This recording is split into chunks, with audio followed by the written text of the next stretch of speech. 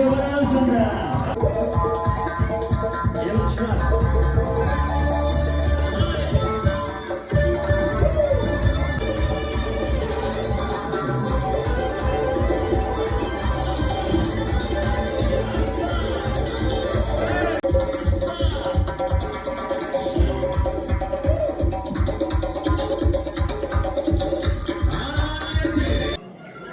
Kökten duasını al.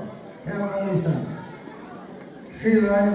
Günümüzden, yakşı günümüzde hizmetteysen Allah'ınızı kuvvetlemeyin.